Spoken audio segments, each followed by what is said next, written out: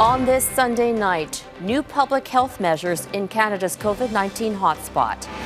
Alberta tries to stem the tide of infections. If we had acted earlier, we could have prevented a lot of the illness that I'm seeing every day now. But restriction resistors put up a fight. American states cancel vaccine orders. Will this hurt the president's plan for herd immunity? Loosening patent protections to spur vaccine supply around the world. And a Belgian farmer moves the French border. But was it really an accident?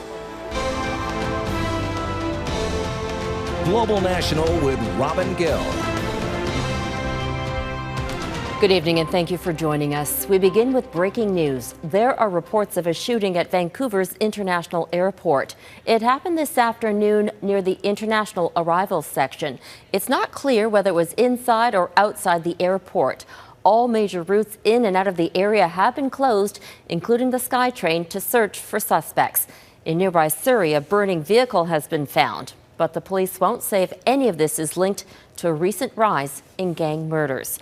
Now to the pandemic. Tighter restrictions are coming back into effect in Alberta, the COVID-19 hotspot in Canada.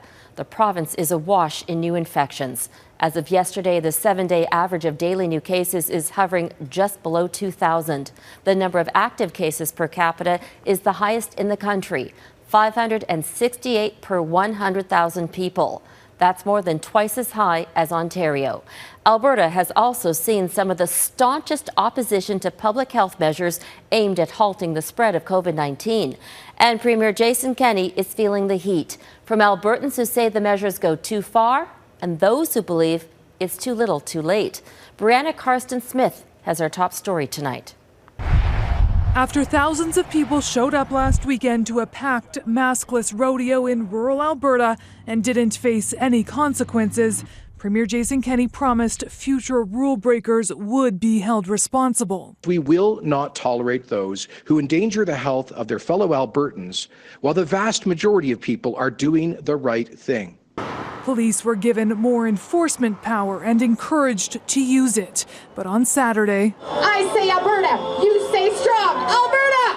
Strong! Alberta! Strong! Freedom! Hundreds of protesters attended a rally outside the Whistle Stop Cafe, led by owner Chris Scott. Just days prior, Alberta Health Services had padlocked his restaurant after he repeatedly defied public health orders. That's when he encouraged supporters to camp out and participate in what was advertised as the largest protest the province has ever seen. It ended with Scott in handcuffs. Free speech is extremely important, and we respect that. But the pandemic is a huge issue. So it's about trying to meet some reasonable middle ground that allows people to have that authority of free speech while doing it in a safe manner. Well, it looks like the police is catching us after the church service. There were arrests in Calgary too, police taking 2 organizers of a church service into custody. Religious services are currently limited to 15 people in most of Alberta. The increased enforcement comes with Alberta's hospitals on the brink. The Premier warning if COVID cases continue to climb, the healthcare system will collapse by the end of the month. If we had acted earlier, we could have essentially prevented a lot of the illness that I'm seeing every day now. ER Dr. Joe Vipond has advocated for a COVID zero strategy and says mixed messaging from the Premier and Chief Medical Officer of Health have contributed to the numbers the province is recording. But with the new enforcement and the province's vaccine rollout expanding to include anyone over the age of 12 starting Monday, Vipond believes change is possible. Certainly the plateauing of hospitalizations and ICU cases is reassuring that we're not going to get as overwhelmed as, say, Ontario did. But it's still early days, and we don't know where those numbers are going to trend. More restrictions kick in at midnight, with salons and restaurant patios being closed for 3 weeks. And if this weekend is any indication, those caught breaking the rules could now face consequences. Breanna Karstens-Smith, Global News. Manitoba recorded more than 530 new cases in the past 24 hours, one of the highest daily numbers of the pandemic. Tonight, the province is ordering classes to move online in 2 hotspot cities.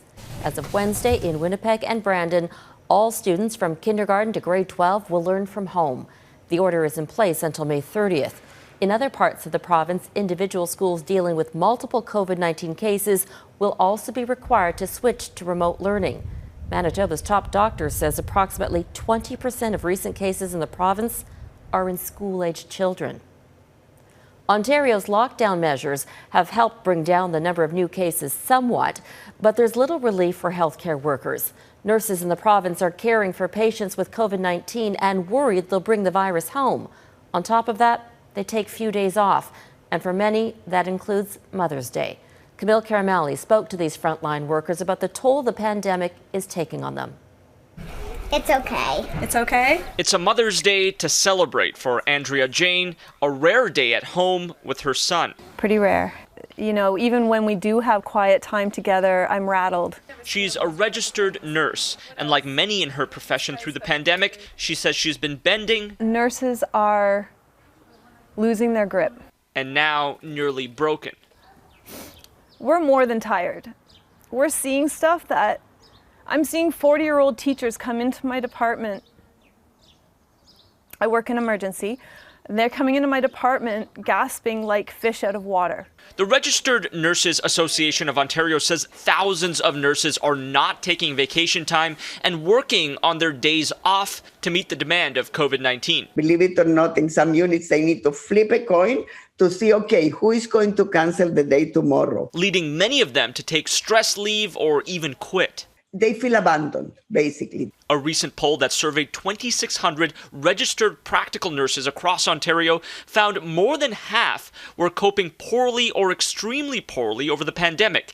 80% reported their workload had increased a lot. 86% said they believed there was a potential of making medical errors. 90% were worried about bringing COVID home to their families. We are short of ICU nurses. Nurses want to be able to have their time off, the 1 day or 2 days a week. Nurses are also taking issue with a wage gap compared to doctors, pinning the blame on Bill 124, which only allows a 1% salary increase per year for nurses. We can't really collect a bargain. But, we believe that's unconstitutional. We are in the courts. And with Nurses Appreciation Week beginning Monday, the Registered Nurses Association of Ontario is renewing calls for the provincial government to prioritize nurses to get their second dose of the vaccine. Calls that have not yet been answered. Robin? Camille Caramali in Toronto. Thanks, Camille. World leaders are weighing in on the idea of temporarily dropping vaccine patent protections. Many believe it could be the key to boosting supply, particularly in developing countries. But the European Union is skeptical. And as David Akin reports, Canada's Prime Minister is reluctant to give an opinion one way or the other. I think it's very clear that Canadians understand that this pandemic doesn't end anywhere until it ends everywhere. Prime Minister Justin Trudeau has a good line when he's asked about temporarily dropping patent protection for COVID-19 vaccines, but it is not clear if his government actually supports the idea or opposes it. There are different perspectives around the table from a number of different countries, and we need to work towards a consensus. The Trudeau government, though, is under pressure to step up and support patent waivers, and some of that pressure is coming from Trudeau's own MPs. We've seen vaccine nationalism. We've seen global supply chains becoming domestic. And I think it's basically been a matter of every country for itself in fighting the pandemic. Marcus Pulowski was an emergency room doctor before being elected in 2019, and he's one of 70 MPs, including 30 Liberals, that signed a letter to Trudeau urging Canada to do what the United States and some others have done and declare its support for a temporary patent waiver with the hope that new factories can quickly be built to start making generic versions of those brand name COVID-19 vaccines. We are not talking about running shoes or farm equipment. We are talking about a global health crisis, a planetary pandemic that puts all of us at risk. But many European leaders are skeptical, saying there are better and faster ways to boost global vaccine supply, notably by convincing some countries like the US and the UK to drop export bans. We don't think in the short term that it's the magic bullet, but we are ready to engage on this topic as soon as a concrete proposal would be put on the table. And German Chancellor Angela Merkel said dropping patent waivers could jeopardize the quality of the vaccines. I made it clear that I do not believe that giving away patents is the solution. The World Trade Organization and Switzerland will take up the matter this week. David Akin, Global News, Ottawa. India could potentially benefit from waiving these patents. That country has opened up vaccinations to all adults, but many states are running low on vaccines. Several regions, including India's capital, are now extending lockdowns because of a rise in infections. Today, India recorded more than 400,000 new cases for the 5th consecutive day. And for the 3rd day in a row, more than 4,000 people have died from the virus. Healthcare workers are also being hit hard by COVID-19. Since the pandemic began, at least 860 medics have died, more than 100 in the last month alone. The Institute for Health Metrics and Evaluation, an independent global health research center, estimates India could see nearly 1.5 million deaths from the virus by September. In the U.S., the good news is that COVID-19 deaths and hospitalizations are down. The bad news? The vaccination rate dropped last week by 20%. In the big picture, that's a decrease of 2 million shots a day. Some states are opting to cancel deliveries of the vaccine because some Americans are choosing not to get vaccinated. As Jennifer Johnson reports, that's creating a huge obstacle for the Biden administration to reach herd immunity by July 4th. Across America, vaccinations are down 42% since last month. Vaccine orders are being canceled by several states. 1, 2, 3. While over 110 million Americans are fully immunized, doctors warn it's still not enough to achieve herd immunity. Now the push is on to reach President Joe Biden's summer goal to finally get the pandemic under control. If we get 70% of the people vaccinated by the 4th of July, namely one single dose, and even more thereafter, you may see blips, but if we handle them well, it is unlikely that you'll see the kind of surge that we saw in the late fall and the early winter. Despite vaccine hesitancy, America is open for business. 1.7 million airplane passengers flew on Friday, the highest number since the pandemic began. Restaurants and theme parks are back open. Most Major League Baseball stadiums are at full capacity. Excited to hear the noise. At this Atlanta Braves game, vaccines were offered to every ticket holder, along with future tickets for those who rolled up their sleeves. Georgia has one of the lowest vaccination rates in the country, but businesses desperate to stay open are offering any incentives they can. We think that more people who have not yet gotten their vaccine are either fearful or they just don't have time in their lives. Health experts say the vaccines work, and COVID-19 is still killing and hospitalizing hundreds each day who refuse to get the shots. We have had not one case of where a person required hospitalization for COVID-19 who's been fully vaccinated. The federal government is spending $250 million to help community organizations spread information about vaccine safety to increase appointments. Trusted messengers are being used. It could be sports figures, it could be entertainment figures, it could be clergy, or it could be your family doctor. That's the first thing. The second goal is accessibility in transportation. The Biden administration says vaccine distribution has been so successful, 90% of Americans now live within 8 kilometers of a vaccination site. Jennifer Johnson, Global News, Washington. Coming up, daughters being buried in Afghanistan after a bombing near a school.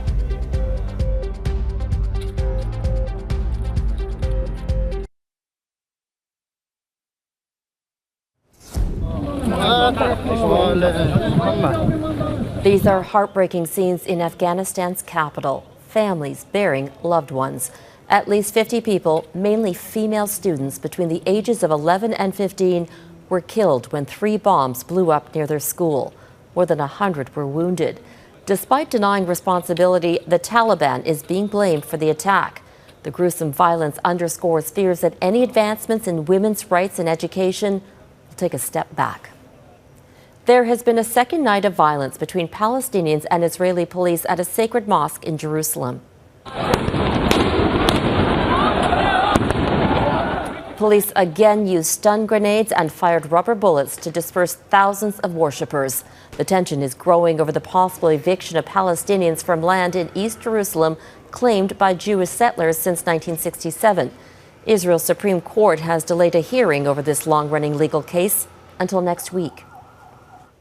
That huge chunk of a Chinese rocket re-entered Earth's atmosphere early this morning, ending the speculation about where it would hit.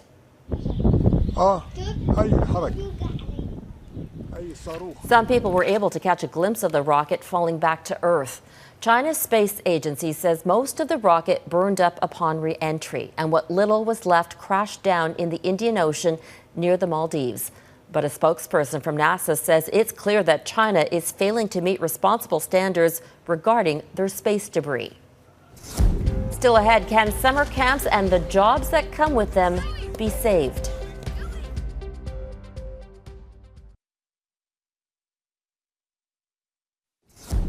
And I'm excited for my Mother's Day gift.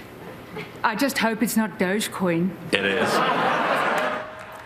If you were betting Elon Musk would talk about Dogecoin on Saturday Night Live, you were right. Well, technically, his mom mentioned it first. The billionaire and cryptocurrency supporter hosted the show last night. Dogecoin investors were hoping his SNL appearance would drive up the price, but the opposite happened. The meme-inspired currency was trading at around 70 cents on Saturday, but it dropped down to 44 cents today. Summer camps are a precious part of childhood for many Canadian kids. Last year, the spread of COVID-19 forced them to close. The pandemic is still here, and the third wave of the virus is gripping much of the country. As Ross Lord reports, it's left parents wondering if there's any hope left for the season. Even with vaccination rates rising, families who rely on summer camps don't know what to expect once school is out. It may not be possible in-person camp, but I feel that they would still do the virtual village that they did last year. Kim Bullen's son, Josh, is a regular at Nova Scotia's Brigadoon Village, which offers a camp for children like him who live with allergies. Josh says last year's virtual village was valuable, but it can't compare to gathering in person. They understand how you feel, and it's way easier to make friends. As camps across Canada await direction from governments and health authorities, some Ontario operators are staying closed or reducing services. The YMCA of Greater Toronto said, regretfully, we must share that YMCA Pinecrest in Muskoka is suspending overnight camp for the summer of 2021.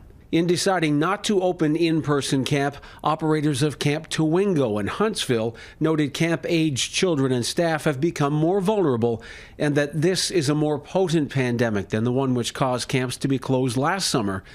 We believe it is simply not worth the risk, the very real risk, to any one member of the Towingo community. Not now, not this summer, not yet. With precious moments and valuable summer jobs at stake, others insist they can still make it work, including this charity-run Ontario camp for high-risk youth. We're going to mimic successful camps in other parts of the world who had the pre- and post-arrival testing, symptom screening, cohorting, enhanced hygiene measures, and the staggered use of any communal spaces. In British Columbia, the majority of operators have shifted to day camps, hoping there could be overnight programs later this summer. Despite Nova Scotia's current COVID outbreak, Brigadoon Village holds out hope for in-person camp if it can be conducted safely. It's the first time that these children have felt that they haven't felt alone. And what we're hearing from families now is my child feels so alone. He says virtual camp will remain a permanent option, but no one wants camping by laptop to be the only choice. Summer camp is kids colliding into each other, hugging, rolling around on their cabin floor, having a pillow fight, jumping into the lake together and playing games. It's not virtual. And for us, we're a sleepaway camp. Ongoing COVID compromises as the third wave hangs on. Ross Lord, Global News. France invaded? Up next, a farmer's accidental conquest.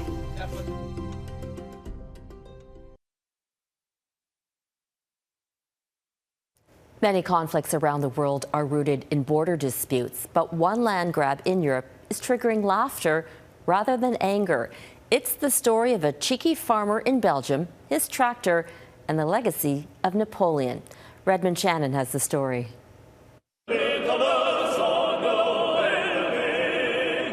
French President Emmanuel Macron marked the 200th anniversary of the death of Napoleon Bonaparte this week. Napoléon Bonaparte est une part de nous. Napoleon's complex legacy stretches across the globe, and his famous defeat at Waterloo in 1815 literally reshaped France.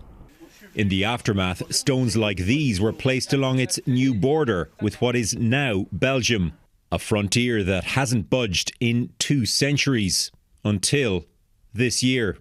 Et cette borne qui est là maintenant, avant se trouvait ici, au pied de l'arbre.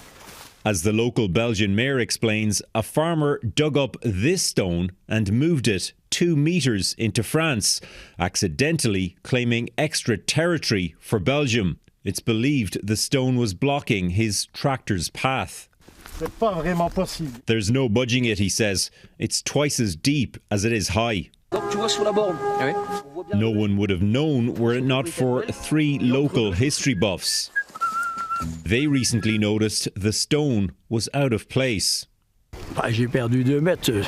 2 mètres ou 2 mètres 20. Oui, 2 mètres 29, je crois exactement. I lost 2 meters and 29 centimeters to be precise, says the neighbouring French farmer. C'est pas normal, quoi. A forestry worker suggests the Belgian farmer knew exactly what he was doing, and technically speaking, moving the border is an act of war. Ça nous appartient, ça nous appartient. Even some of the French villagers say it's their land and they want it back. Convoqué par le ministère des Affaires étrangères belge. The Belgian mayor says, do not worry. If the farmer doesn't move the stone back, he'll set up a border commission to make it happen. After all, these markers should symbolise the end of a battle, not the start of one. Redmond Shannon, Global News. It's Mother's Day, and moms come in all forms, so we hope you can celebrate in a safe way. A happy day to all the mothers on our team and our own mothers who support us. We leave you tonight with some cups of kindness. The 4th Bedford Brownies delivered a special surprise to seniors in Halifax ahead of Mother's Day. The teacup planters came with a note that reads, "You may not be our mother, but you are very special to us." I'm Robin Gill. Thank you for watching. Donna Friesen will be back here tomorrow. Good night.